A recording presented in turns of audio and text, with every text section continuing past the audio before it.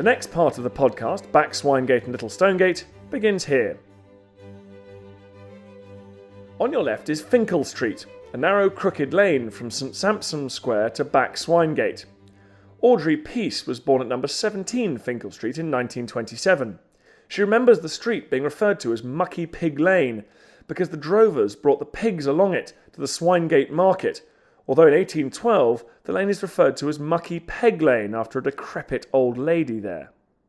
At the end of the road, before it turns right into Little Stonegate, is the back entrance to Brown's department store. Nicholas Brown talks here about the store. I can remember it going way back really when I was a little child, because of course father was managing director, Geoffrey Brown, and grandpa was chairman.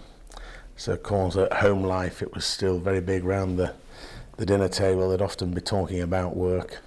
So I remember coming in as a child. In those days we used to have a lovely big toy department, which was really my main focus, was visiting that. And at Christmas we had a nice big Christmas grotto. But as things change in life, we no longer have toys in the merchandise mix. So it's more a fashion-led store with home furnishings. In all, there's about 9 different buildings that come together to create it. One, the old Myers and Burnell, which used to be the Rolls-Royce garage when York had one of those, was in Back Swinegate. Then it became a car parking lot owned by a guy called Jack Lee, who was a very flamboyant hairdresser in York called Maison Lee. Anyway, then he sold that in 74, I think, to my father, bought that for the business.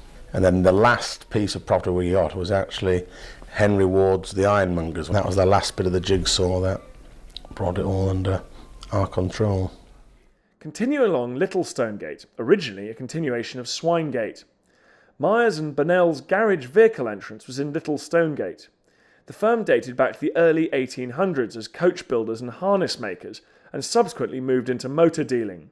They were for many years the main dealers for the Standard Motor Company and moved from Davygate to Dunnington in 1964. At the end of the road is Stonegate, which possibly derives its name from the fact that it had been a stone-paved street since Roman times. It got its name during the Viking period of Stone Street, when it was the main street running up the centre of the ancient city. The road of Stonegate, though, was originally the Roman Via Praetoria, which led to the Principia, the Roman military headquarters, which once stood where the Minster stands now. Archaeological excavations in Stonegate have uncovered finds from the Roman period onwards. One of the Yorkshire Museum's most important objects, the stone head of Roman Emperor Constantine the Great, who died in York, was found in Stonegate in 1823.